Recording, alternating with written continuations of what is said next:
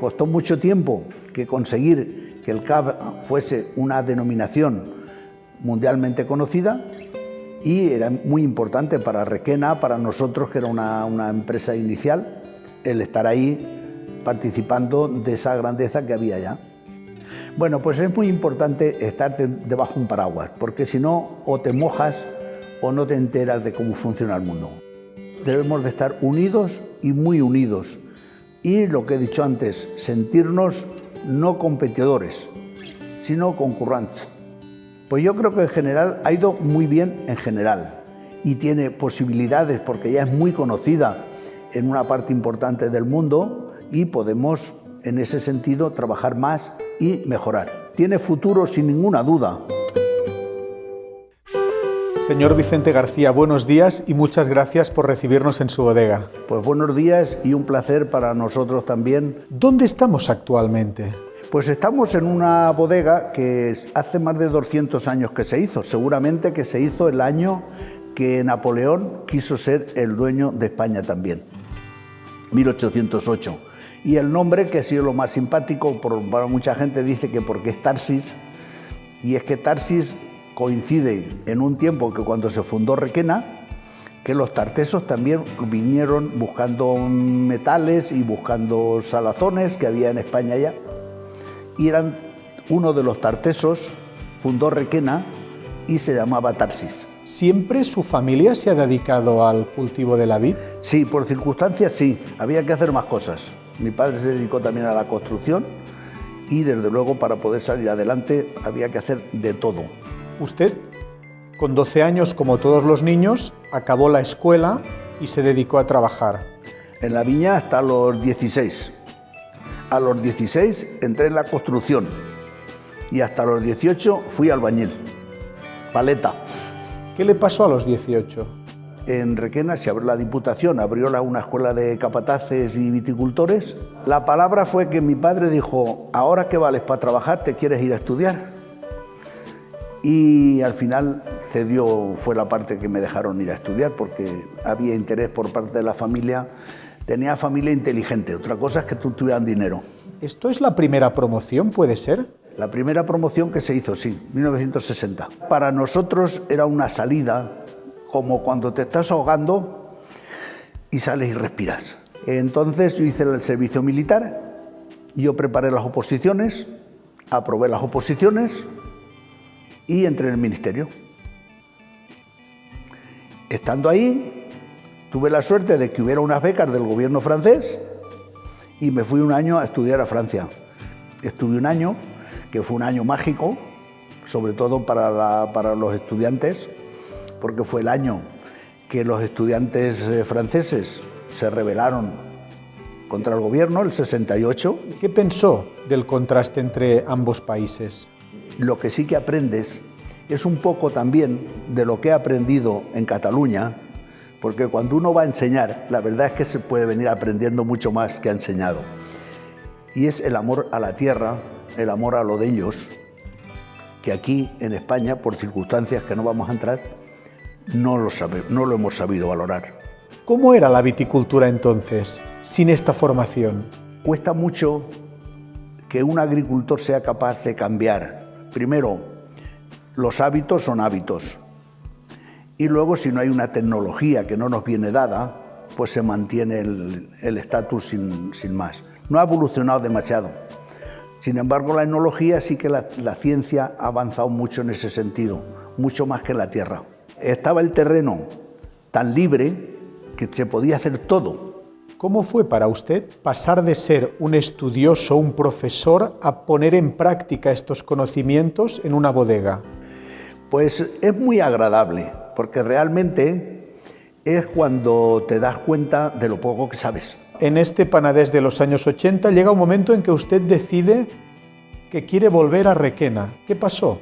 Yo me vine a casa porque estábamos solos, a la postre una familia sola. Mi mujer, con 3 niños, quería venirse a casa, a estar cerca. ¿Cómo era el campo en Requena en la década de los 80? Pues el panorama es empezar de cero, es decir, lo que yo me encuentro es lo que me había dejado 40 años antes. prácticamente lo mismo. ¿Qué ocurre? Pues alguna cosa cambia, es en mi persona el haber vivido en Cataluña 20 años y un año en Francia, que son los que hace que yo piense que de la tierra, de esta tierra, también se puede sacar tanto como de otras tierras, de otros lugares, porque va a estar en función, sobre todo, de las personas. ¿Por qué fue importante para usted que los vinos espumosos que se elaboraran aquí estuvieran bajo el paraguas de la DO Cava? Bueno, pues es muy importante estar debajo de un paraguas, porque si no, o te mojas o no te enteras de cómo funciona el mundo. O sea que sí que es importante, porque ya costó mucho tiempo que conseguir que el Cava fuese una denominación mundialmente conocida, y era muy importante para Requena, para nosotros, que era una empresa inicial, el estar ahí participando de esa grandeza que había ya. ¿Qué características tienen los cavas que se hacen en Requena? Pues el hecho de que tengamos una climatología, una altitud, hace que de base ya los vinos base tengan una alta calidad de aroma, de equilibrio, que es muy importante. Siempre hago fuerza en el equilibrio porque me parece que es vital para una bebida, para todo es importante el equilibrio. Y por lo tanto, esa condición que nos hace estar a 700 y pico de metros y que tengamos tardes muy frescas y noches frías y el mediodía caluroso, hace que las bases, es decir, las uvas, sean exquisitas. ¿Hay variedades que les funcionen mejor aquí? La Garnacha nos ha dado y nos sigue dando vinos exquisitos, de rosados muy elegantes, y en eso vamos a continuar. El Macabeo, por supuesto, es la base del Cava nuestro también, junto con la Chardonnay, pero del Xarel·lo también está yendo muy bien. La denominación de origen Cava ha cumplido 35 años. ¿Qué lectura hace de esta trayectoria usted? Pues yo creo que en general ha ido muy bien en general. Lo que ocurre es que todas aquellas personas que creemos que se sigue y se debe continuar andando, tenemos que dar más saltos, pero que ha ido bien y tiene posibilidades porque ya es muy conocida en una parte importante del mundo y podemos en ese sentido trabajar más y mejorar. ¿La zonificación y la segmentación qué le parecen? Me gusta dividir al enemigo, pero nosotros debemos de estar unidos y muy unidos. Y lo que he dicho antes, sentirnos no competidores, sino concurrents. ¿Qué futuro le ve al Cava? Creo que lo tiene porque está en función de nuestra capacidad y de lo que tengamos ganas de hacer. Tiene futuro sin ninguna duda, porque siendo sincero, si no viese que había futuro, yo ya no estaría aquí, ya me habría dedicado a otra cosa, pero por supuesto que se puede hacer mucho y tenemos el campo nuestro para poder trabajar. ¿El enoturismo puede ayudar a fortalecer la imagen del Cava?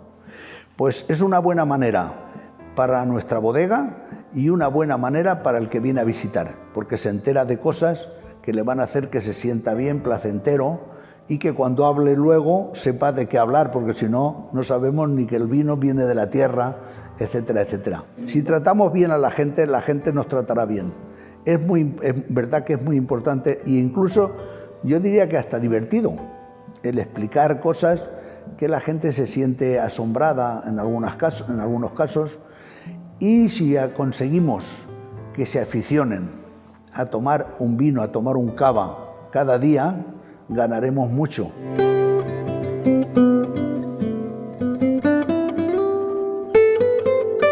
Bueno, salud.